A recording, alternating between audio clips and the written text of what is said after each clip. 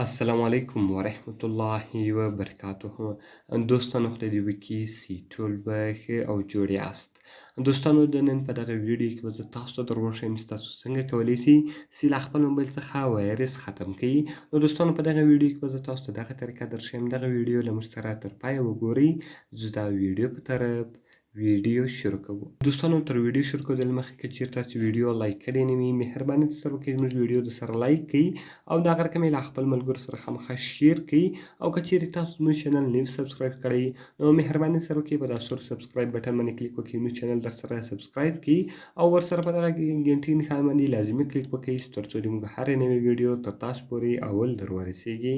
نو دوستانو د دې لپاره به تر ټولو مخکې تاسو په خپل موبایل کې یو اپلیکیشن ډاونلوډ کړئ. دا اپلیکیشن لینک ما تاسو ته د ویډیو په ډسکرپشن کې درکړی ده. د دې لپاره به دوستانو تاسو دغه ټایټل باندې کلیک وکړئ. کله چې دوستانو تاسو به دغه ټایټل باندې کلیک وکړئ ما به تاسو ته لاندې اپس لینک لیکلی وي او تاسو به دغه اپلیکیشن ډېر په اسانه طریقه سره په خپل موبایل کې ډاونلوډ کړئ.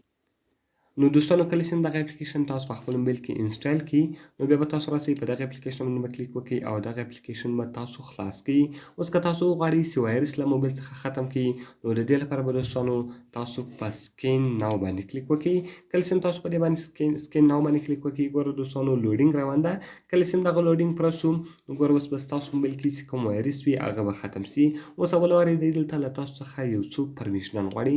دغه پرمیشنان به ټول تاسو الاو کړئ. کله چې ګوره دوستانو دغه پرمیشنان تاسو الاو کړئ اوس دغه 0% ته دغه به دلته روان شي.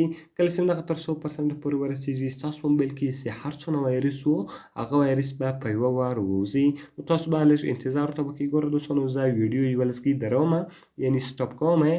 کله چې دغه تر 100 پورې رسیږي نو زه تر هغه وخته پورې ویډیو دروم. ګوره دوستانو دغه تر 100 پورې اتې رسیږي. کله چې ستاسو موبایل کې دغه تر 100 پورې ورسیږي بیا که ستاسو موبایل کې په میموري کارډ کې یا د هغه رقم د موبایل په ګیلري کې یا په نورو اپلیکیشنانو کې هغه که فیسبوک وي که واتساپ وي که یوټیوب وي که ټیک ټاک وي که هر اپلیکیشن وي په هغه کې وایرس وي نو هغه تاسو ته ډېر زیات مشکلات پیښوي. نو تاسو ډېر په اسانه طریقه سره کولی شئ چې په دغه اپلیکیشن کې هر رقم ته وایرس له موبایل څخه وباسئ. ګوره دوستانو هغه سکین شولو نو ګوره دوستانو اوس هغه پوره شو. دغه رقم به تاسو راسئ په کنټینیو وید پرې باندې به کلیک وکړئ. کله چې دوستانو تاسو په کنټینیو وید پرې باندې کلیک وکړئ دغه رقم کنټینیو ایز ا پرې نو تاسو په دې باندې کلیک وکړئ. دغه رقم تاسو په سکین بټن باندې کلیک وکړئ او ستاسو موبایل کې چې هر څونه وایرس وي هغه وایرس په دغه طریقه سره تاسو ایستلی شئ. دغه رقم ګوره دوستانو زه بیرته راځمه. نو ګوره دوستانو زه بیرته په بیک باندې رالم. دغه رقم بوست ریم په بوست ریم کې دوستانو تاسو کولی شئ چې د موبایل ریم زیات کړئ. دغه رقم جنک فایل ګوره دوستانو هغه اپلیکیشنان او هغه شیان کوم چې ستاسو موبایل کې تاسو ډیلیټ کړئ یا هغه بیرته راځي هغه دلته تاسو ختمولی شئ. دغه رقم سکین وای فای په وای فای تاسو سکینولی شئ او وی پی ان پروټیکشن په وی پی ان پروټیکشن کې دوستانو تاسو وی پی ان لګولی شئ. نو ډېر ښایسته او خوندور اپلیکیشن ده. باید ټول یې په خپل موبایل کې خامخا انسټال کړئ.